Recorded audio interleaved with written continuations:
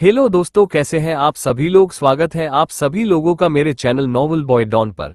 मेरे चैनल को सब्सक्राइब करके नोटिफिकेशन ऑन कर लीजिए ताकि आप सभी को नए नए कंटेंट मिल सके। धन्यवाद। तो चलिए आज के एपिसोड को शुरू करते हैं। एपिसोड 51 शूल की जलन। निशिता और आरुषि की आंखें अब हिसार को करीब आते देख फैल गई। भागने का उनके पास रास्ता नहीं था। शूल के हाथों से निकली एक काली रस्सी ने उनके पैर जकड़ रखे थे। अभिसार की तलवार हवा में उठाते ही चमक उठी। उसने एकदम से तलवार को आरुषि के ऊपर चला दिया। इससे पहले तलवार का वार होता, कहीं से एक नुकीला चाकू आकर शूल की रस्सी से टकरा गया। दोनों लड़कियों के पैर आजाद हो गए और किसी अदृश्य साय ने आकर उन्हें बचाकर वहां से निकाल लिया। वह इतना ज्यादा तेज था कि अभिसार की नजरें उन्हें देख तक नहीं पाई। वो पल भर में कहाँ गायब हो गए। दिव्य भी हक्का बक्का रहकर आसपास देखने लगा। पेड़ का सहारा लिए वो खड़ा हुआ। इन दोनों की मदद करने के लिए कोई तीसरा भी आया हुआ था और यकीनन स्वर्ग से था। कौन हो सकता है? कोई अंदाजा है तुम्हें? अभिसार दिव्य की तरफ चला आया। उसने दिव्य को सहारा दिया। इन दोनों से काफी बार हमारी बहस हुई थी, लेकिन वो इतना आगे बढ़ेंगी इसका अंदाजा नहीं था। अब इसके अलावा कौन होगा ये बताना मुश्किल है, दिव्य ने परेशान होकर कहा। वो काली रस्सी शूल के हाथ में समा गई। फिर उसने कहा, वो दोनों स्वर्ग से थी। क्या तुम्हें जरा भी एहसास नहीं हुआ उनके आसपास होने का? किस काम की है तुम्हारी शक्तियां? उन्होंने इंसानों के शरीर पर कब्जा कर रखा है। ऐसे में स्वर्ग के क्या नर्क के लोगों को भी पहचानना मुश्किल है। तुम लोग भी तो उनके आसपास रहे, तुम्हें कभी कोई एहसास नहीं हुआ? क्योंकि मेरी शक्तियां अभी जागी है, दिव्य ने सवाल किया, जिस पर शूल और अभिसार दोनों चुप रहे। दिव्य ने आगे कहा, इसके अलावा वो हाई रैंक वाली राज परिवार की लड़कियां हैं। उनकी शक्तियां भी मेरे मुकाबले ज्यादा होंगी। अभिसार ने एक ठंडी सांस छोड़ी, फिर हल्के से दिव्य के सीने पर हाथ फिराया। जल्द ही दिव्य को वो दर्द मिटाने में आसानी हुई। अब सबसे पहला काम तुम्हें देव को जाकर चुगली करने का करना है, जिसमें तुम माहिर हो, शूल ने हाथ पीछे बांध कर कहा। ऐसे समय भी तुम ताना देना भूल नहीं रहे शैतान। भाई को बताकर क्या करूंगा? अगर मैंने मुंह खोला मतलब वो भी अपना मुंह खुल देंगी। क्या जवाब दूंगा इस बात पर कि मेरी मदद दो शैतानों ने क्यों की? सब कहेंगे हमारे पुराने रिश्ते फिर से जाग गए, जिसके कारण भाई को बेइज्जत होना पड़ेगा। दिव्य ने कहा, ये तो परेशानी वाली बात है। फिर वो दोनों तुम पर जानलेवा हमला करके भी बच जाएंगी।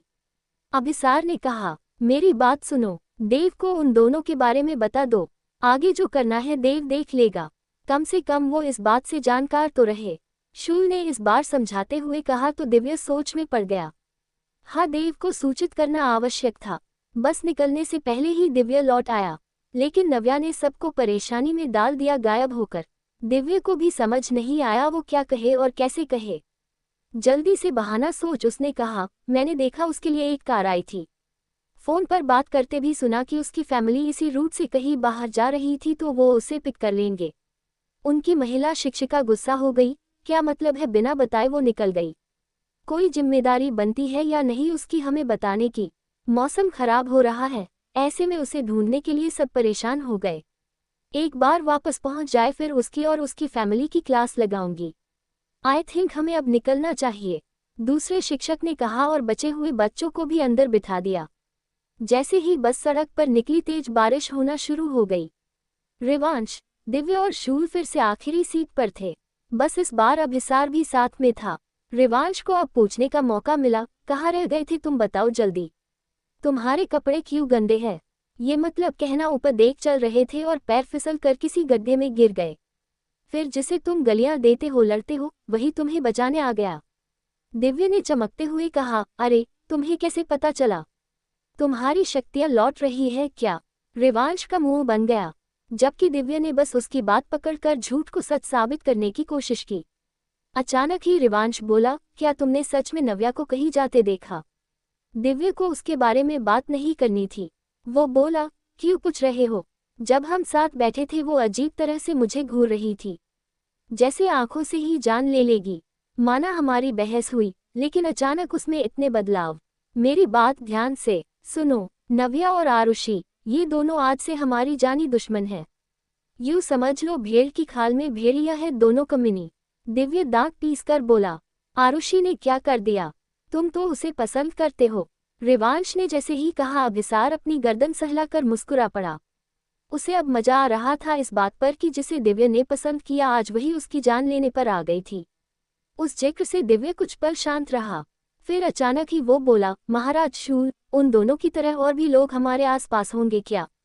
चेहरा बदल कर रहने वाले शूल तुरंत सीधा हुआ, सतर्क रहना, हम भी नजर रखेंगे। एक काम क्यों नहीं करते तुम दोनों, अमावस तक घर से बाहर ना निकलो, ज्यादा समय बचा नहीं है, किसी खतरे को मोल लेने से ये बेहतर रहेगा। सोचते हैं इस बारे में, जब हम कॉलेज पहुंच जाएंगे तो हमें अपनी हवेली ले जाना, पहले जरूरी बातें होंगी। दिव्य ने कहा, उसे अमर वनस्पति पर जल्द से जल्द चर्चा करनी थी ताकि रिवांश को अमावस तक जिंदा रखा जाए। शूल ने सर हिलाया और एक आइसक्रीम रिवांश की ओर बढ़ाई। रिवांश के होठों पर मुस्कान खिल गई। अब उनकी बातों में उसे कोई दिलचस्पी नहीं थी जब तक आइसक्रीम उसके हाथ में मौजूद थी। सुबह होने से ठीक पहले सभी बस राजगढ़ यूनिवर्सिटी पहुंच गई। वहां एक आखिरी बार उनकी अटेंडेंस ली गई, फिर सभी बच्चे अपने घर के लिए निकल गए। रिवांश आधी नींद में दिव्या के कंधे पर सर टिकाए झूल रहा था। हमारे लिए गाड़ी क्यों नहीं आई? आई थी, मैंने वापस भेज दी, क्योंकि हमें पहले विराज के पास जाना है, दिव्या ने कहा। रिवांश सीधे हो गया, राइट, 3 दिन हो गए मैं उनके पास नहीं गया, न जाने वो कैसे होंगे इस समय। तो चले, शूल ने उसका हाथ पकड़कर उसके वही होने का एहसास कराया। कॉलेज पहुंचने पर कुछ समय के लिए वो एक दूसरे से अलग हुए थे। जल्द ही तीनों शैतानी हवेली पहुंच गए। अभिसार पहले से आ चुका था, शायद वो रुद्रान को सबके आने की खबर पहले ही दे चुका था। रिवांश को देख रुद्रान उसके करीब चला गया। चाहकर भी वो रिवांश को छू नहीं सकता था, इसलिए दूर से ही देख उसकी हालत का अंदाजा लिया। अंत में वो बोला, जाओ विराज के पास, काफी समय से वो इंतजार में बैठा है। रिवांश ने हल्के से सर हिलाया, फिर अपनी बैग में हाथ डालकर एक छोटा सा बॉक्स उसकी ओर बढ़ाया, पसंद आए तो पहन लेना। रुद्रान ने बिना किसी ना नुकुर के वो बॉक्स लिया और खोल कर देखा। बहुत ही खूबसूरत जुड़ा पिन थी उसमें। रुद्रान मुस्कुरा उठा। उसके आधे बालों का हमेशा जुड़ा बंधा होता था, जिसकी ओर इशारा करते हुए रिवांश ने कहा, मेरा ख्याल है ये आप पर अच्छा लगेगा। रुद्रान सर हिलाकर बोला, मुझे बहुत पसंद आया, मैं इसका उपयोग करूंगा। सुनकर रिवांश को खुशी हुई और वो वहां से चला गया। उसने दिव्या को भी साथ बुलाया था, लेकिन दिव्या ने बहाना बनाया उसे अभिसार से कुछ बात करनी है। रिवांश के जाते ही शूल ने आकर रुद्रान के हाथ से जुड़ा पिन ले ली। इसने ये कब लिया? मेरे लिए क्यों नहीं कुछ लिया? स्टॉप ओवर ईटिंग, ये उनका गिफ्ट है, उन्हें वापस करो। तुम्हारा ना चेहरा दिख रहा ना बाल, आखिर कैसे देगा वो तुम्हें ऐसा गिफ्ट? दिव्या ने तंज भरे लहजे में कहा। रुद्रान ने जोर जोर से सर हिलाकर अपनी जुड़ा पिन वापस ले ली। शूल के खाली हाथ की मुट्ठी कस गई। वो जलन से बोला, मुझे भी ये चाहिए, मेरे बाल भी लंबे हैं। हाँ तो पहले बाल ले आओ, फिर हम देखेंगे, दिव्या ने कहा तो अभिसार चेहरा घुमाकर मुस्कुरा पड़ा। शूल के सामने मुस्कुराने की हिम्मत जो नहीं थी। तभी दिव्या बोला, अमर वनस्पति के बारे में अब कुछ बात करे। रुद्रान ने जल्दी से अपना गिफ्ट छुपा लिया। शूल का बस चले तो वो फिर से छीन लेता और रुद्रान मांग भी न पाता वापस। रुद्रान ने कहा, अमर वनस्पति के कई सारे उपयोग हैं, हमें जो औषधि बनानी है उसके लिए अमर वनस्पति का होना जरूरी है। सेनापति, आपको वो गुफा पता होगी जहां आपने दर्पण की आत्मा के टूटे हिस्से ढूंढना शुरू किए थे? सेनापति ने हमें सर हिलाया। वो गुफा नर्क में ही मौजूद थी, जहां शूल ने दर्पण के मृत शरीर को जिंदा करने की कोशिश की थी। रुद्रान ने कहा, उसी गुफा के आसपास आपको अमर वनस्पति मिल जाएगी। उसे पहचानना ज्यादा कठिन नहीं, उसके पत्ते नीले और जड़ लाल होती है। वैसी दूसरी कोई वनस्पति नर्क में नहीं। शायद मैंने वो वनस्पति देखी है। रुद्रान, अभिसार ने कहा। बेहतर है, तो फिर ढूंढ कर लाने में तुम्हें ज्यादा समय नहीं लगेगा, शूल ने कहा। अभिसार सर हिलाकर बोला, आप मेरे साथ नहीं आ सकते, इसलिए दिव्या आएगा सबका ध्यान बटाने के लिए। जब तक वह किसी खतरे में पड़ेगा मैं वनस्पति लेकर लौट आऊंगा बाहर। दिव्या इसके लिए पहले से तैयार था। शूल ने कहा, ध्यान रखना होगा, फिर तुम्हारे पास ज्यादा समय नहीं रहेगा। कितने समय तक तुम युद्ध में टिक सकते हो स्वर्ग के वासी? दिव्या ने मुंह बनाकर कहा, अगर वो स्वर्ग के वासी मुझसे ज्यादा हाई रैंक वाले ना हो तो मैं काफी समय तक किसी को भी संभाले रख सकता हूँ। बेहतर है, फिर भी सेनापति तुम्हें फुर्ती दिखानी होगी, ज्यादा से ज्यादा आधा घंटा, शूल ने कहा और दिव्या का जबड़ा कस गया। वो पूरा दिन किसी से युद्ध कर सकता था, आधा घंटा क्या शूल उसे नौसिखिया समझ रहा था 2 लड़कियों से हारने के बाद? दिव्य सफाई देते हुए बोला, वो मुझे हरा पाई क्योंकि मारने की मंशा से आई थी। उनके लिए फेयर एंड फेयर कुछ मायने नहीं रखता था।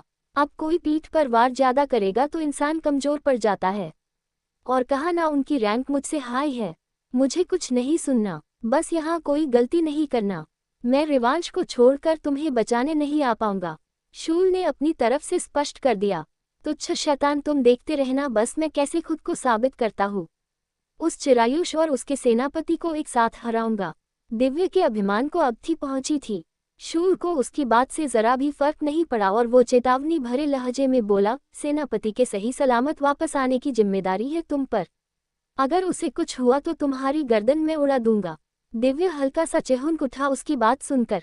ये भला क्या लॉजिक हुआ? फिर भी उसके विश्वास से कहा, मैं मूर्ख सेनापति को मरने नहीं दूंगा। अभिसार ने बस आंखें घुमा ली। अभी उसके अभिमान को ठेस पहुंची थी और अगले ही पल वो चने की झाड़ पर चढ़ गया थोड़ी सी जिम्मेदारी पाकर। एपिसोड 52। रिवांश अपने साथ कई सारे गेम्स लेकर आया था ताकि उसके न होने पर विराश कहीं तो ध्यान भटका सके। लेकिन विराश को ये जानने में ज्यादा दिलचस्पी जाग गई जब रिवांश ने बताया वो रुद्रायण के लिए भी कुछ लेकर आया था। मैंने हम दोनों की तरफ से उसे एक रिटर्न गिफ्ट दिया था। बिल्कुल ऐसा वाला ब्रेसलेट, कहते हुए विराश ने रिवांश ले हाथ में बांधे गए ब्रेसलेट की ओर इशारा कर बताया। रिवांश के होठों पर एक मुस्कान आ गई। वो तो हुआ आपकी तरफ। मेरा भी फर्ज बनता है ना उनके लिए कुछ लाने का, वरना वो सोचेंगे मैं बस आपको ही चाहता हूँ उन्हें नहीं। विराश का चेहरा छोटा सा हो गया। मुझसे ज्यादा प्यार तुम किसी को नहीं करोगे, पहले ही बता दे रहा हूँ। रिवांश की मुस्कान ये सुनकर गहरी हो गई। अगर शूल के बारे में विराश को कभी पता चला तब क्या होगा? रिवांश सर हिलाकर बोला, मैं सबसे ज्यादा प्यार आपसे ही करूंगा। बाकी लोग आपके बाद आएंगे, ठीक है? और वो दोनों, उनका क्या जिन्होंने तुम्हें संभाला? विराश ने बड़ी ही मासूमियत से भौहें उचकाते हुए पूछा। उन्हें मैं कम भी नहीं आंक सकता। अगर आप मेरी देव की माँ हो तो वो मेरी यशोदा मैया। रिवांश ने मुस्कुराते हुए कहा। विराश को समझ तो कुछ नहीं आया लेकिन सुनकर बहुत अच्छा लगा। वो खिलखिलाकर रिवांश के गले जा लगा। तभी रुद्रान अपना गिफ्ट फ्लेक्स करते हुए कमरे में आया। उसके जुड़े में रिवांश द्वारा दी गई जुड़ा पिन लगी थी। सुंदर सफेद मोती एक और लटक रहे थे। विराश ने मुंह बना लिया, बस एक ही तो चीज मिली है, इतना क्यों इतरा रहे हो? मेरे पास देखो क्या क्या है। रिवांश मेरे लिए हमेशा कुछ न कुछ लेकर आता हूँ। रुद्रान ने उसके बबल को फूटने नहीं दिया और बड़े ही दुख के साथ कहा, इसमें कौन सी बड़ी बात है? क्योंकि वो तुमसे ज्यादा प्यार करता है इसलिए तुम्हारे गिफ्ट भी ज्यादा है। हमारा क्या, हमसे तो ना तुम प्यार करते हो ना तुम्हारा बेटा। किसने कहा मैं तुमसे प्यार नहीं करता? विराश ने आंखें सिकुड़ ली। तुमने कितनी बार कहा है मैं बुरा हूँ, तुम मुझसे नफरत करते हो, लेकिन एक बार भी अब खुलकर नहीं कहते वो 3 शब्द। रुद्रान दुखियारा बनकर बोला। विराश सोच में पड़ गया, कौन से 3 शब्द? रिवांश ने आराम से पसर कर मजे लेते हुए कहा, पापा वो आई लव यू बात कर रहे हैं। विराश ने 2-3 बार तेजी से पलकें झपका दी। कहने के लिए आसान शब्द लगते थे लेकिन उसके मुंह से क्यों नहीं निकल रहे थे उसे पता नहीं चला। उसके चेहरे की रंगत बदलने लगी, गाल गुलाबी हो गए। रिवांश ने होठों को गोल कर कहा, ओह देखो तो कोई टमाटर हुआ जा रहा है। मुझे आई लव यू कहते समय सोचना नहीं पड़ता लेकिन यहाँ सोचना पड़ रहा है। मतलब शब्द यहाँ गहरे हैं। अब मैं क्या समझूं? मेरे पापा अपने बेटे से ज्यादा प्यार करते हैं या फिर पति से? विराश इस पर भी मुंह नहीं खोल पाया तो रिवांश ने नकली आंसू पोंछ दिए। बस अब कहने की जरूरत नहीं, मुझे अपना जवाब मिल चुका है। रुद्रान को हंसी आ गई। विराश का लाल हो चुका चेहरा देखकर उसे अच्छा लग रहा था। रिवांश और दिव्य घंटे भर में ही राजपुरोहित भवन लौट आए। देवगुरु ने सबसे पहले तो उन्हें ध्यान लगाने के लिए भगा दिया। देव उस समय घर पर नहीं था। कमरे में दिव्य और रिवांश शांति से ध्यान लगाए बैठे थे। इसी बीच दिव्य ने आंखें खोली और घुटने पर कोहनी टिकाकर गौर से रिवांश का चेहरा देखने लगा। उसने अपने मन में कहा, अमर वनस्पति लाने के बाद भाई को उन दोनों लड़कियों के बारे में बता दूंगा, वरना भाई बाहर जाना अभी से बंद कर देंगे। एक राहत भरी मुस्कान के साथ दिव्य बोला, बस कुछ समय और तुम्हें किसी तरह की तकलीफ झेलने की जरूरत नहीं पड़ेगी। तभी रिवांश ने झटके से आंखें खोली। दिव्य हड़बड़ाकर सीधे हो गया। क्या जवाब देता अगर रिवांश ने देख लिया होता सोचकर, लेकिन रिवांश का उस पर कोई ध्यान नहीं था। वो खड़े होकर हल्का सा लड़खड़ा गया। दिव्य की आंखें सिकुड़ गई। रिवांश क्या हुआ? कुछ नहीं, बहुत पसीना आ रहा है, मैं नहा कर आया, रिवांश ने कहा। दिव्य ने उसका हाथ पकड़ लिया। तुम अभी नहाए हो? रिवांश के चेहरे का रंग उड़ चुका था, मानो वो किसी चीज से स्ट्रगल कर रहा हो। उसकी टी शर्ट पसीने से भीगी हुई लग रही थी। दिव्य ने खड़े होकर कहा, मैं तुम्हें शूल के पास लेकर चलता हूँ। न नहीं, इसकी क्या जरूरत है, मैं बिल्कुल ठीक हूँ, हम अभी तो वहां से आए हैं, फिर जाएंगे तो। रिवांश अपनी बात पूरी करने के लिए भी मुश्किल का सामना कर रहा था। तभी दरवाजे पर दस्तक देकर रीवा ने कहा, बच्चों, दरवाजा खोल दो, मैं तुम्हारे लिए नाश्ता लेकर आए हूँ। एक्चुअली आंटी, हम नाश्ता करके आए थे, आप वापस ले जाओ प्लीज। सॉरी, दिव्य ने जल्दबाजी में कहा ताकि वो चली जाए। ओह अच्छा, कोई बात नहीं, लेकिन कमरे में बंद होकर क्यों बैठे हो? बाहर आकर सबके साथ बैठो, हमें भी अपनी ट्रिप के बारे में बताओ, रीवा ने कहा। दिव्य ने रिवांश का हाथ छोड़ दिया। अगर रीवा को शक हो जाता तो खामखा वो परेशान होती। हाथ छूटते ही रिवांश वॉशरूम के अंदर चला गया और वही दिव्य ने जाकर दरवाजा खोला। करने के लिए बहुत सारी बातें हैं, लेकिन आते ही दादू ने ध्यान लगाने का बोल हमें कमरे में भगा दिया। अभी रिवांश नहा रहा है और हमारी नींद भी बस में कुछ ठीक से पूरी नहीं हुई। क्यों ना हम दोपहर या शाम को साथ में बैठे, तब तक देव भाई भी आ जाएंगे। रेवा मुस्कुराकर सर हिलाते हुए बोली, ग्रेट आइडिया, मुझे अपनी तस्वीरें भी दिखाना। मैंने रिवांश से खास कहा था अपने हर एक मोमेंट को कैप्चर करके लाना, सब देखने को मिलेगा, टेंशन ना लो। जितनी तस्वीरें रिवांश ने ट्रिप के दौरान खींची, उतनी पूरी जिंदगी में नहीं खींची होंगी।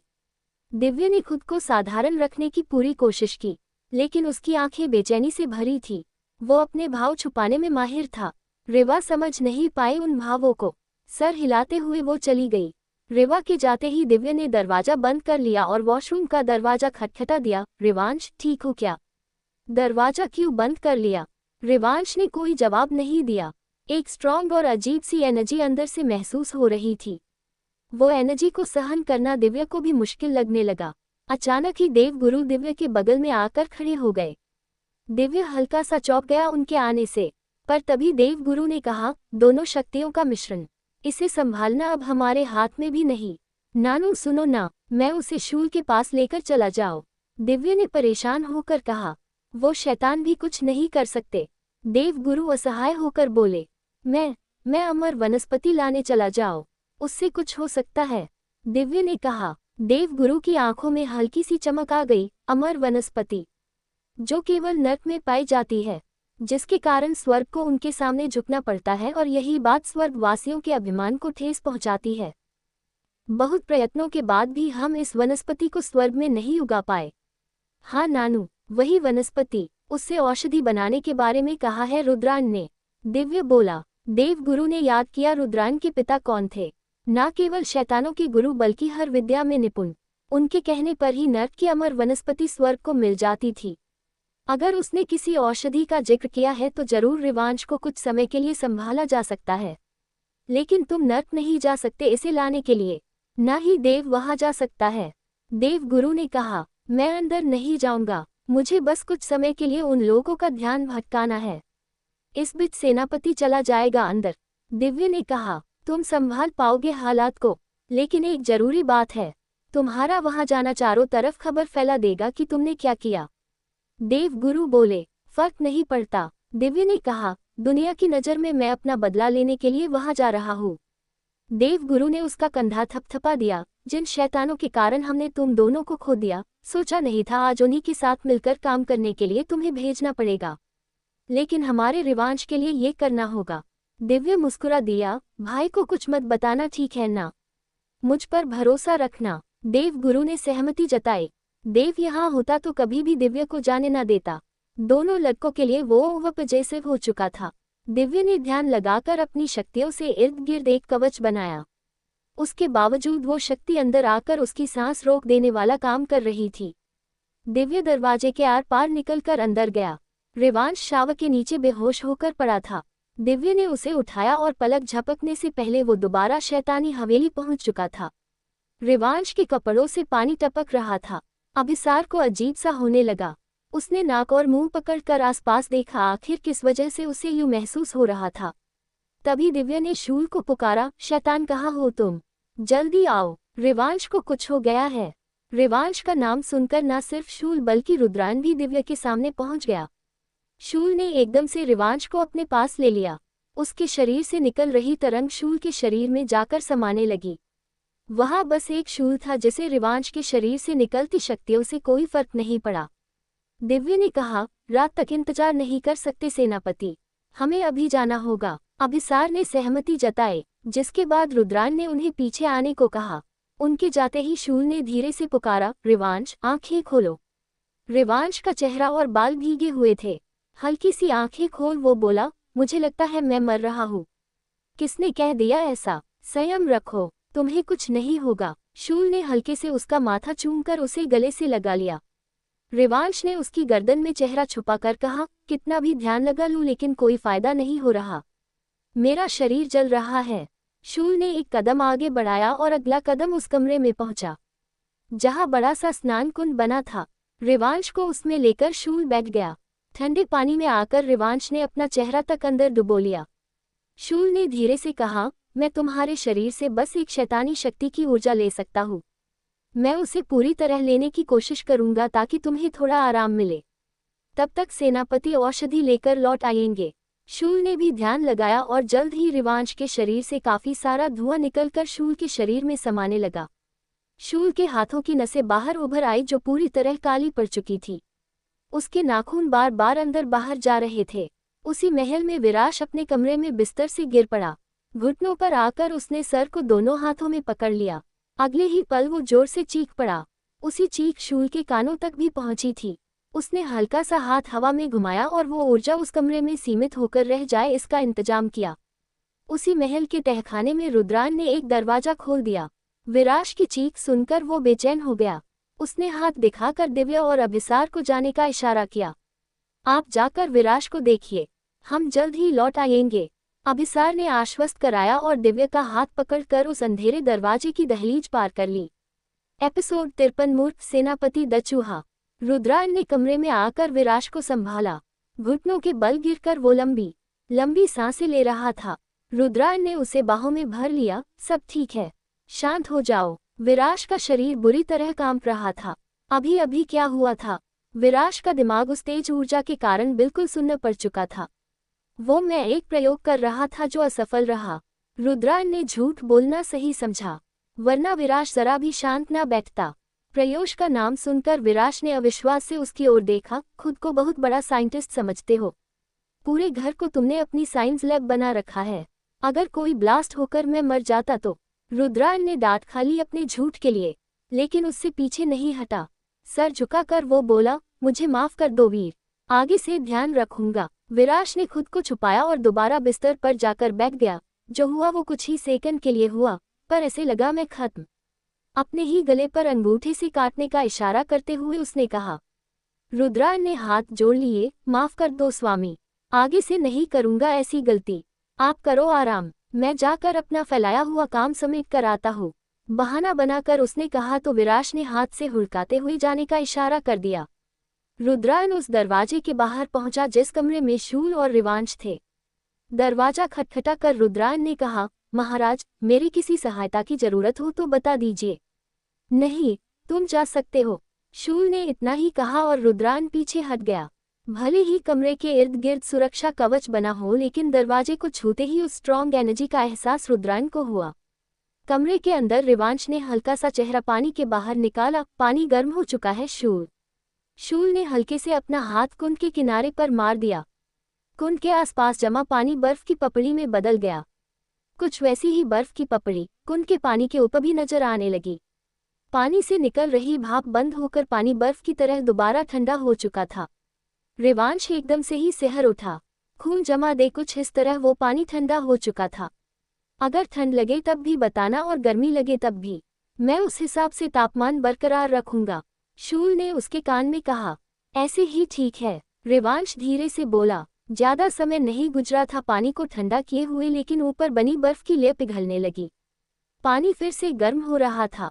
दूसरी तरफ उस अंधेरे दरवाजे के अंदर अभिसार का हाथ पकड़े दिव्या आगे बढ़ रहा था। कुछ ही समय में सामने हल्की सी रोशनी नजर आने लगी। हम पहुंचने वाले हैं, तुम तैयार हो? अभिसार ने कहा। बिल्कुल, दिव्या ने जवाब दिया। जल्द ही वो अंधेरे से बाहर निकलकर रोशनी में आए। अभिसार का हाथ दिव्य के हाथ से छूट चुका था। दिव्य हैरानी से उसे आसपास ढूंढने लगा। मूर्ख सेनापति कहाँ गायब हो गए? दिव्य ने कहा, मैं नीचे हूँ। अभिसार की आवाज उसके कानों में पड़ी। जब दिव्य ने नीचे देखा तो उसकी हंसी छूटने को हुई। एक छोटा सा काला चूहा था वहां पर। दिव्य ने उसे पैर लगाकर कहा, मूर्ख सेनापति द चूहा, यही आकार तुम पर शोभा देता है। लेकिन बेवकूफ, कितनी देर लगेगी तुम्हें इस स्पीड से आगे बढ़ने में? तुम मेरी चिंता न करो, अपने काम पर ध्यान दो। अभिसार ने खुद पर नियंत्रण रखते हुए कहा। दिव्य एक गहरी सांस लेते हुए गंभीर हो गया। उसने सामने देखा, एक बड़ा सा लोहे का दरवाजा वहां चमक रहा था। दरवाजे के सामने हो दो सैनिक हाथ में तलवार लिए खड़े थे। दरवाजा बंद था और दिव्य उसे अनुमति के बिना नहीं खोल पाता। वो तेज कदमों से आगे बढ़ने लगा। किसी के आने का एहसास पाकर दोनों सैनिक सतर्क हो गए। किसी स्वर्गवासी के होने का उन्हें पता चला और एक दूसरे की ओर देख उन्होंने हल्के से हाँ में सर हिलाया। एक आगे आकर बोला, वहीं रुक जाओ स्वर्गवासी, तुम्हें नर्क में प्रवेश करने की अनुमति नहीं है। तुम मामूली से सैनिक मुझे रोकोगे? दिव्य ने गुस्से में उसके सीने पर लात मारी। वो सैनिक वार को झेल नहीं पाया और पीछे जाकर सीधे दरवाजे से टकराकर नीचे गिर गया। दूसरा अपनी तलवार घुमाकर आगे आया, स्वर्गवासी, यहाँ आकर तमाशा करना तुम्हें महंगा पड़ेगा। दिव्य ने अपनी तलवार उसके ऊपर चला दी। दूसरे सैनिक ने अपनी तलवार से उसके वार को अड़ा दिया। बस यही मौका था अभिसार के पास अंदर जाने का। वो छोटा सा चूहा पलक झपकते ही दरवाजे के नीचे से अंदर पहुंच गया। यही कोई और जिसका मूल शैतानी नहीं वो प्रवेश करता तो पूरे नर्कलोक में संदेश पहुंच जाता। लेकिन अभिसार के लिए आज भी प्रवेश करना उतना ही आसान रहा। अंदर भी वो उतनी ही तेजी से आगे बढ़कर उस गुफा की ओर जाने लगा जहां उसे अमर वनस्पति मिल सकती थी। काफी कम समय लगा उसे वहां तक पहुंचने के लिए। गुफा के पास पहुंचकर अभिसार अपने असली रूप में आ गया। सर पर कपड़ा ओढ़कर उसने सर छुपा लिया। अब वो भी बाकी शैतानों की तरह लग रहा था जो वहां औषधि जमा करने का काम कर रहे थे। कुछ समय बाहर आकर औषधि लेने की हिम्मत वो नहीं कर सका। महिलाओं को गुट हंसते खेलते हुए वहां अपना काम कर रहा था। अभिसार की नजरें इस बीच अमर वनस्पति को ढूंढने लगी। फिलहाल उसे एक ही पौधा नजर आ रहा था जिसके पास वो महिलाएं मौजूद थी। अगर अभिसार जल्दबाजी करता तो परेशानी खड़ी होती, इसलिए उसने इंतजार करना सही समझा। दूसरी तरफ दिव्य के सामने दोनों द्वार की सुरक्षा के लिए मौजूद सैनिक टिक नहीं पा रहे थे। मजबूरन उन्हें अपने सेनापति नक्तेश तक संदेश भेजना पड़ा। संदेश मिलते ही नक्तेश दरवाजे पर पहुंच गया। उसे आया देख दिव्य के होठों पर एक तिरछी मुस्कान आ गई। सो फाइनली तुमसे सामना हो ही गया। नक्तेश ने हल्की सी गर्दन टेढ़ी कर ली। एक बार मेरे हाथों से मरकर दोबारा चले आए। लगता है तुम्हें अपनी जिंदगी से प्यार नहीं है। प्यार तो मुझे अपनी जिंदगी से बहुत है, लेकिन बदले को कैसे भूल जाओ? दिव्य ने कहा। पहले पीछे से वार किया था, चेहरा किसी और के चेहरे के पीछे छुपाकर। चलो इस बार आमने सामने से लड़ते हैं। मुझे भी तो पता चले नर्कलोक के सेनापति में कितनी प्रतिभा है। नक्तेश का जबड़ा कस गया। अगर तुम्हें यही चाहिए तो तुम्हारी इच्छा पूरी करना मेरा सौभाग्य रहेगा स्वर्गवासी। आखिरकार तुम खुद से चलकर यहाँ पहुँचे हो। बात पूरी होने से पहले ही वो दिव्य के करीब पहुँच चुका था। जोर से उनकी तलवार आपस में टकराने की आवाज हुई। तलवार से चिंगारियां उठने लगी। दोनों की नजरें आपस में टकराई हुई थी और उनमें सिर्फ नफरत दिख रही थी। अचानक ही नक्तेश तलवार पीछे खींचकर दिव्य के घुटने पर लात मारी। दिव्य हल्का सा लड़खड़ा गया। नक्तेश ने तुरंत ही उसके गले पर तलवार चलानी चाही, लेकिन तभी दिव्य दूसरी तरफ कूद गया। नक्तेश ने उसे संभलने का मौका नहीं दिया। वो दिव्य के पीछे ही आया और उस पर दोबारा वार किया। दिव्य घुटने के बल बैठा था और उसने नक्तेश को अपनी तलवार से रोक लिया। तुम यहाँ बदला लेने नहीं, दोबारा अपनी जान को खोने के लिए आए हो। वैसे भी तुम्हें खत्म कर देने का आदेश मेरे पास है, नक्तेश ने कहा। बिल्कुल, एक तरफ स्वर्गवासियों के साथ युद्ध का नाटक करते हो और दूसरी ओर कुछ लोगों से हाथ मिलाकर बैठे हो। तुम्हारे ड्रामे समझ नहीं आते ऐसा लगता है। बस एक बार रिवांश से हमारा ध्यान बट जाए, फिर एक एक कर सभी पीठ में छुरा घोंपने वालों को बाहर निकाल लेंगे हम, दिव्य ने कहा। उसने तलवार को हल्के से घुमाया और दूसरी तरफ हटकर अपने पैरों पर खड़ा हो गया। जैसे ही नक्तेश उसकी ओर आया, बिजली सी गति और ताकत के साथ दिव्य हमला करना शुरू किया। नक्तेश किसी तरह वो हमले रोकते हुए पीछे हटने लगा। कभी कभार तो दिव्य की गति को देखना भी उसकी आंखों के लिए मुश्किल हो रहा था। तभी दिव्या ने अपनी अनोखी शक्ति का उपयोग किया। एक सफेद रोशनी नक्तेश की आंखों में चमक उठी और उसके साथ साथ वहां मौजूद बाकी 2 सैनिकों को भी दिखाई देना बंद हो गया। दिव्या ने अपनी गर्दन को गोलाकार घुमाया। वो असहाय 3 शैतान किसी खिलौने से लग रहे थे उसके सामने। दिव्या ने तलवार को हल्के से हवा में उठाया और नक्तेश को खत्म करने के लिए कदम आगे बढ़ाया। तभी अभिसार की आवाज उसके कानों में पड़ी, इससे किसी और दिन उलझ लेना दिव्या। यही मौका है हमारे पास निकलने का। सेना की एक टुकड़ी चिरायुष के साथ इसी दिशा में आ रही है। दिव्या ने उस चूहे को देख हाथ में उठा लिया। तुम्हें अमर वनस्पति मिल गई। अभिसार ने कहा, हाँ मिल गई। जल्दी से दरवाजे की तरफ चलो, हमें लौटना होगा। दिव्या ने सर हिला दिया। तलवार उसके हाथ में समा गई। इस समय रिवांश उसके लिए सबसे ज्यादा जरूरी था। अभिसार को असली रूप में आने दिए बिना ही दिव्या हाथ में उठाकर दरवाजे की तरफ भाग गया जिससे वो बाहर आए थे। तहखाने में सभी वस्तुओं का इंतजाम करके बैठा था रुद्रान। अब बस अमर वनस्पति के आने की देर थी। तभी नर्क में प्रवेश करने वाले दरवाजे से दिव्या भागते हुए बाहर निकला। रुद्रान झटके से खड़ा होकर दरवाजे को देखने लगा। सेनापति कहाँ है? दिव्या ने उस चूहे को पत्थर की मेज पर रखते हुए हल्के से थपथपा दिया। ओए मूर्ख सेनापति, बाहर निकल। जल्दी से रुद्र को वो वनस्पति दो। अभिसार अपने असली रूप में आकर मेज से नीचे कूद गया। फिर कपड़े से उस पौधे को निकालकर रुद्रान के सामने कर दिया। रुद्रान के होठों पर एक मुस्कान आ गई। मैं कुछ ही समय में औषधि तैयार कर लूंगा। अच्छा हुआ तुम लोगों ने ज्यादा समय नहीं लगाया। रिवांश ठीक है? दिव्या ने पूछा। महाराज उसे संभाल रहे हैं। रुद्रान जवाब देकर अपने स्थान पर बैठ गया। दिव्या और अभिसार चुपचाप पीछे हट गए। रुद्रान ने औषधि तैयार करना शुरू कर दिया, जिसे वो अपनी शक्तियों की मदद से ही आपस में मिला रहा था। वो औषधि हवा में तैरने लगी। जल्द ही रुद्रान ने एक शीशी उठाए और उस औषधि को उसमें जमा कर लिया। दिव्या के होठों पर गहरी मुस्कान आ गई। आप सच में कमाल हो। धोती फाड़कर रुमाल बना देते हो। रुद्रान ने अजीब तरह से उसे देखा। क्या ये तारीफ थी? हाँ हाँ बिल्कुल तारीफ थी। मतलब जुगाड़ करने में आप माहिर हो। क्या ही तारीफ करूँ आपकी। आप इतनी सी उम्र में नानू से एक कदम आगे हो। हालांकि वो आपकी तरह नियमों को छोड़कर चीजें नहीं करते, लेकिन नियम से ज्यादा रिजल्ट मैटर करता है एट द एंड। दिव्या ने हल्के से ताली बजाकर कहा, अब रिवांश ठीक हो जाएगा ना? रुद्रान ने अफसोस के साथ सर हिलाया। बस औषधि देने के बाद परिणाम तुम्हारे सामने होंगे। मैं इसे रिवांश तक पहुंचाकर आता हूँ। आप रुकिए, मैं जाता हूँ। आप पर रिवांश की ऊर्जा ज्यादा प्रभाव डालती है। अभिसार ने कहा, तुम भी रुक जाओ, मैं जाता हूँ। तुम्हारी शक्तियाँ भी उसके सामने कमजोर पड़ जाएगी। मैं कुछ समय के लिए खुद को संभाल सकता हूँ। दिव्या ने कहा। रुद्रान ने सर हिलाकर वो शीशी दिव्या को थमा दी, जिसे लेकर दिव्या जल्द ही उस कमरे में पहुंच गया। कुछ ज्यादा ही ठंडक थी उस कमरे में। रिवांश और शूल तो लगभग बर्फ के अंदर जम चुके लग रहे थे। रिवांश की आंखें बंद थी, शायद उसने होश खो दिए थे। दिव्या जल्दी से शीशी खोलकर उनके पास पहुंचा। दवाई बन चुकी है रिवांश, आंखें खोलो, दिव्या ने कहा। रिवांश ने बस पलके हिलाए अपना नाम सुनकर। शूल ने कहा, पिला दो उसे, वो होश में नहीं है। दिव्या ने जबरदस्ती रिवांश का मुंह खोलकर शीशी उसके मुंह से लगा दी। औषधि का स्वाद मुंह में लगते ही आंखें खोलकर रिवांश उल्टी करनी चाहिए, लेकिन शूल ने उसका चेहरा ऊपर उठा दिया। दिव्या ने उसका मुंह दबोचकर बंद कर दिया जब तक वो दवाई उसके गले से नीचे नहीं उतर जाती। धीरे धीरे वहां फैली ऊर्जा कम होने लगी। रिवांश की आंखें फिर से बंद होकर गर्दन शूल के कंधे पर झूल गई। सब ठीक है। दिव्या उस कुंड के किनारे पर गिर पड़ते हुए राहत से हंस पड़ा। तुमने अच्छा काम किया बच्चे। शूल उसकी तारीफ करने से खुद को रोक नहीं पाया। दिव्या का सीना गर्व से फूल गया। रिवांश के लिए तो कुछ भी। सच में कोई खून के रिश्तों के लिए इतना नहीं करता जितना तुमने हमेशा रिवांश के लिए किया।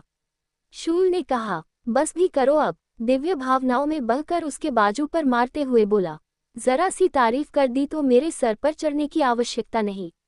शूल ने अपना बाजू झटक कर कहा, मुझे छूने का हो या मारने का अधिकार बस रिवांश को है। दिव्या मुंह बनाकर खड़ा हो गया। अपनी शक्तियों से उसने उस बर्फीले के पानी को कुछ समय के लिए गर्म कर दिया, वरना रिवांश का खून अब जम ही जाता। मैं घर जा रहा हूँ, नानू को बताना होगा सब ठीक है। रिवांश को यही रहने दो, शाम को लेने आऊंगा, दिव्या ने कहा और कमरे से बाहर चला गया। वो वहीं से चला जाता, लेकिन फिर अभिसार से मिलकर जाने का ख्याल उसके मन में आया। एपिसोड 54 में तुम्हें कोई आशा नहीं दूंगा। दिव्य ने नीचे पहुंचकर रुद्रान और अभिसार को राहत की खबर दी, जिसे सुनने के बाद रुद्रान वहां से चला गया। एक बार वो रिवांश को अपनी नजरों से देखना चाहता था, भले ही छू नहीं पाए। पीछे अभिसार और दिव्य बच गए। अपनी घड़ी में समय देखते हुए दिव्य ने कहा, क्या ये बंद पड़ गई थी? हम नर्कलोक जाकर आए, वहां समय का असर धीमा है, उसी के कारण ऐसा हुआ होगा। अभिसार ने कारण बताया, काश कि वो चीज तुम्हारी जबान पर भी काम करती, तुम एक वाक्य पूरा करने के लिए घंटा लगा देते। आह, कितनी शांति मिलती मेरे कानों को। दिव्य को पता था स्वर्ग में भी समय धीमी गति से चलता है। बस याद तब आया जब अभिसार ने बताया। अभिसार की मुस्कान गहरी हो गई, तुम मुझे जानबूझकर छेड़ने की कोशिश कर रहे हो ना? मुझे कोई शौक नहीं है चूहों को छेड़ने का, दिव्य ने हाथ बांधकर शरारत से कहा। अभिसार ने अफसोस भरी सांस छोड़ी। अब तो दिव्य को कारण मिल चुका था उसे छेड़ते रहने का। ये भी सही है, अभिसार ने बस इतना ही कहा। तभी दिव्य बोला, वैसे तुम थोड़ा 1-2 मिनट लेट नहीं आ सकते थे? पता है, मैं उस नकली सेनापति को खत्म करने वाला था। अगर मुझे देर हो जाती तो तुम लौटने की जगह नर्कलोक में बंदी बनकर रह जाते। माना कि तुम आत्मरक्षा कर सकते हो, ज्यादा से ज्यादा 10 लोगों के सामने। अगर कोई पूरी टुकड़ी के साथ हमला करे तब, वो भी सामने चिरायुष हो तब, अभिसार ने कहा। दिव्य पल भर के लिए शांत हो गया, यानी कि वो कमीना चिरायुष जल्दी आ गया। साला 1 मिनट लेट आता तो उसके सेनापति को हमेशा के लिए सुला देता। क्या निक्तेश ने स्वीकार कर लिया उसने ही तुम्हें मार दिया था? अभिसार हिचकिचाकर बोला। इस बारे में दिव्य खुलकर बात करना टाल देता था, लेकिन आज नहीं। उसने कहा, मुझे पहले से पता था वो तुम नहीं थे। अभिसार की आंखें बड़ी हो गई। क्या मतलब? तुम्हें पहले से कैसे पता था? जब वो चिरायुष को छुड़ा कर ले जा रहा था तब उसे लगा मैं मर चुका हूँ, लेकिन मैं जिंदा था, तभी उसका असली चेहरा देखा, दिव्य ने धीरे से कहा। अभिसार ने जबड़ा कस लिया। फिर तुम मुझसे लड़ने क्यों लगे? यादें लौटते ही बस मुझे परेशान करना चाहते थे ना? हाँ तो क्या करूँ, सब तुम्हारे चेहरे की गलती है जो मैं उसे नहीं पहचान पाया। यहाँ तक कि एहसास पाकर मैंने उस पर शक न करते हुए मदद करने की कोशिश की, उसे चिरायुष तक ले गया। जब उसने तुम्हारे चेहरे के साथ मेरी पीठ में तलवार घुसाई तो दिल में दर्द उठा था, लेकिन मरने से पहले वो तुम नहीं थे जानकर सुकून से मर पाया।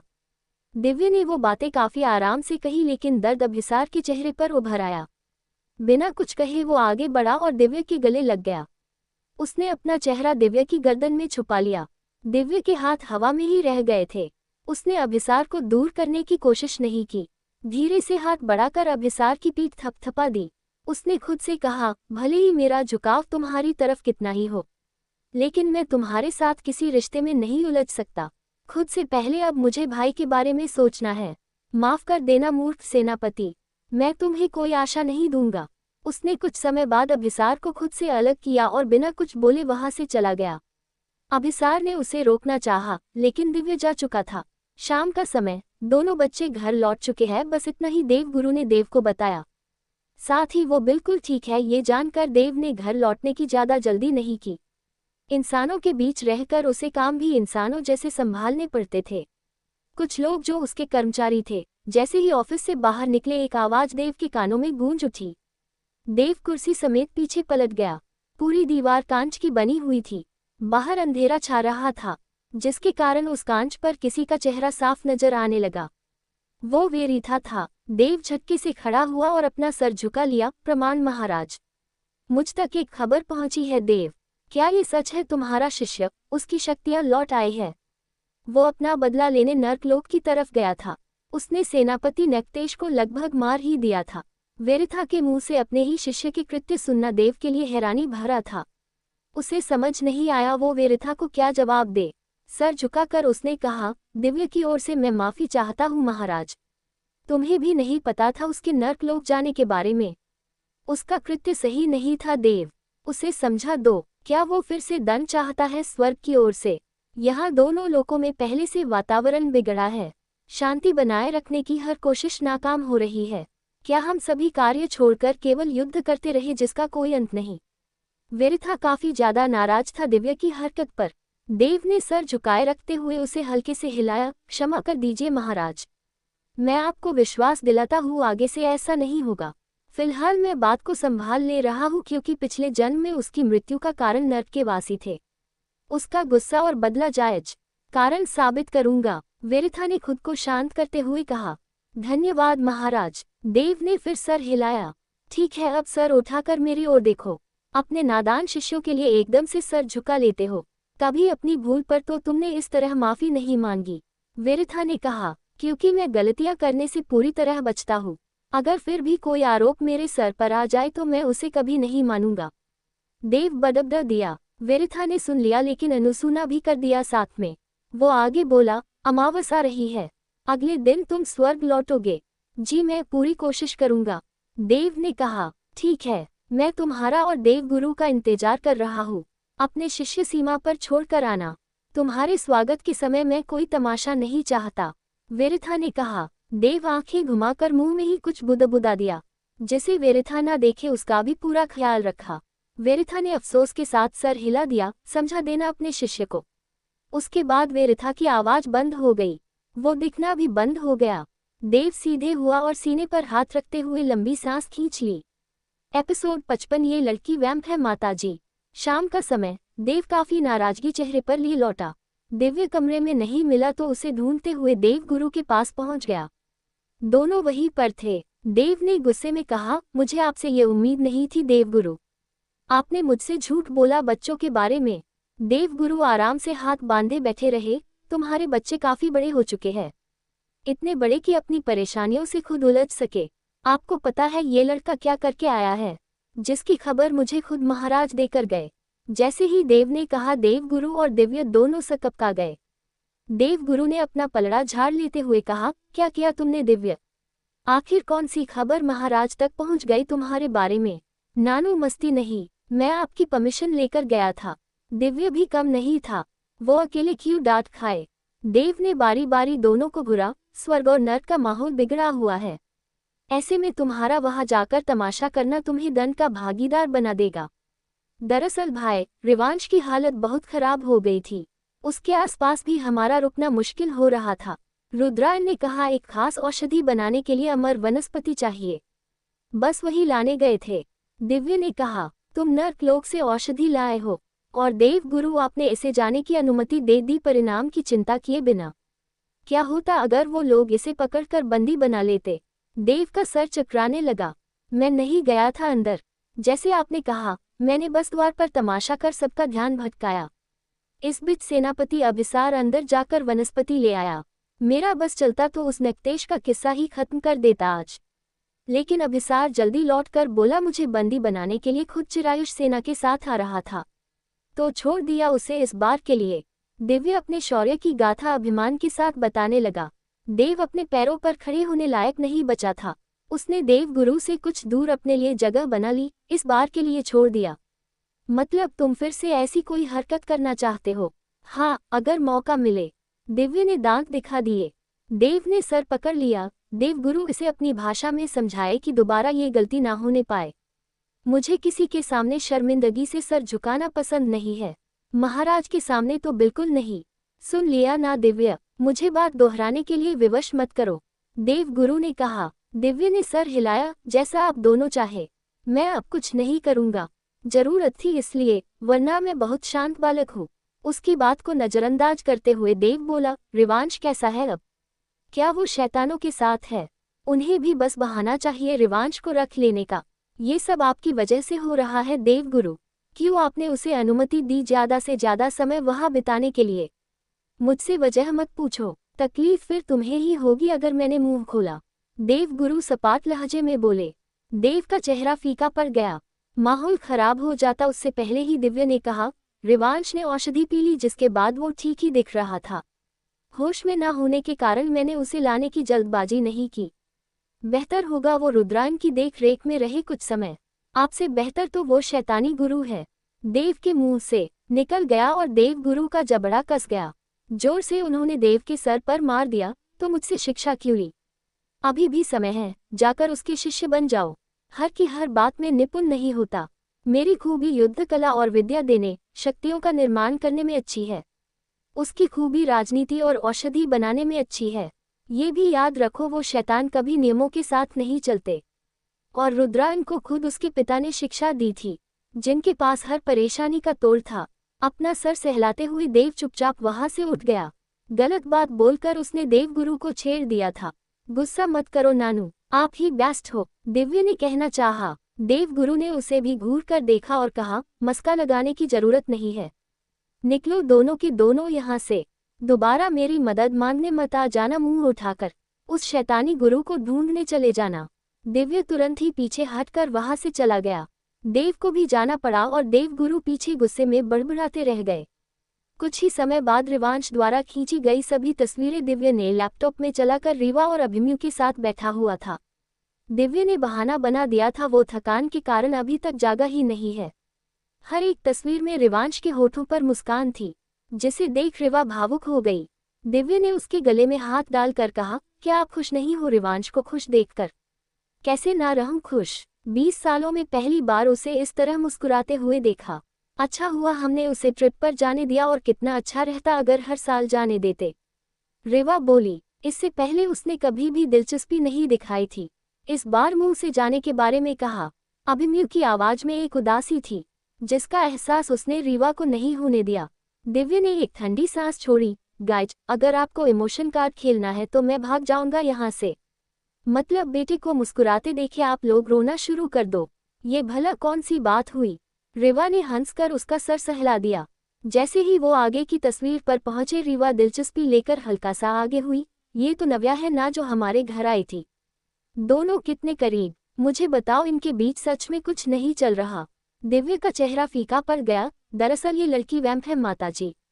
What, vampire? रीवा ना समझी से बोली। वैम्प वैम्प, आप सास बहू साजिश वाली सीरियल नहीं देखती क्या? ये नागिन है नागिन, 2 मुंह वाली नागिन, जो सिर्फ लोगों को डसना जानती है। अमीर हैंडसम लड़कों को फंसाकर उन्हें पागल बना देती है। अच्छा हुआ इसका चेहरा समय रहते मेरे सामने आ गया। बहाना बनाने के चक्कर में दिव्य क्या बोल रहा था उसे भी समझ नहीं आया। दिमाग में बस एक ही बात चल रही थी, इन लड़कियों के बारे में वो देवगुरु और देव को बताना भूल गया। रीवा परेशान हो गई। अभिमन्यु ने सीधे फोटो ही डिलीट कर दी। अगर ये लड़की ऐसी है तो इसे रिवांश से दूर ही रखो। बिल्कुल, मैंने इससे दोस्ती तोड़कर खुद से पूरी तरह दूर कर दिया। अब वो चाह कर भी रिवांश के पास नहीं आ पाएगी, दिव्य ने कहा। कुछ ही समय में रीवा और अभिमन्यु को बातों में उलझा कर दिव्य ने बहाना बनाया दिया। वो वहां से निकलकर देव को ढूंढते हुए पहुंचा, क्योंकि देवगुरु तो नाराज हो चुके थे उन पर। क्या बाकी रह गया? देव ने कहा। वो फ्रेश होकर कुछ ज्यादा ही गोरा लग रहा था। दिव्य ने ये शब्द कहना चाहा पर खुद को ही चमाट लगाकर मुद्दे पर आया। दरअसल मैं आपको कुछ जरूरी बताना भूल गया। महाराज की वो सौतेली बहनें निशिता और आरुषि अपना रूप बदलकर यहाँ इंसानों के बीच रह रही है, बल्कि वो हमारे आसपास थी भाई। मुझे अंत तक उनके होने का एहसास नहीं हुआ जब तक वो खुद सामने न आई। महाराज की बहनें यहाँ क्यों? देव ने आंखें बड़ी कर हैरानी से कहा। कारण तो मुझे भी नहीं पता। छोटी मोटी लड़ाइयाँ हुई थी हमारे बीच पहले, पर उस वजह से उन्होंने कल रात मुझे मारने की ही कोशिश की। उनकी आंखों में गुस्सा नहीं बल्कि नफरत थी मेरे और रिवांश के लिए, दिव्य ने कहा। देव गुस्से में लाल होने लगा। क्या ये बात महाराज को पता होगी? मुझे उन्हें सूचित करना चाहिए। नहीं, अगर आप ऐसा करेंगे और वो महाराज के सामने ये भी कह देंगी हमारा आज भी शैतानों से संबंध है, अब वो किन हालातों में है इसे कोई नहीं समझ पाएगा भाई। बेहतर होगा आप महाराज से कुछ मत कहिए, मैं बस आपको खबर देकर रखना चाहता था, दिव्य ने कहा। देव ने हल्के से उसका कंधा सहलाया। तो सच में तुम अपनी परेशानियों से उलझने लायक हो चुके हो। ठीक है, मैं महाराज से कुछ नहीं कहूँगा, पर वापस जाने पर महाराज का ध्यान किसी तरह उन पर जरूर लाऊंगा। हो सकता है हमारे घर पर नजर रखने में भी उनका ही हाथ हो। हाँ हो सकता है, लेकिन कारण समझ नहीं आ रहा क्यों। मुझे शक था जो काया के साथ हुआ उसमें भी इनका ही हाथ है, और मेरा शक सही साबित हुआ। उन्होंने ही काया को स्वर्ग से निकलवाया था। उन्हें लगा वो मुझे खत्म करने में सक्षम है तो उन्होंने कुछ भी झूठ नहीं बोला था, दिव्य ने कहा। देव का चेहरा काला पड़ गया। अब तो वो कुछ भी करके दोनों लड़कियों को फंसा कर ही दम लेगा। Thanks for listening.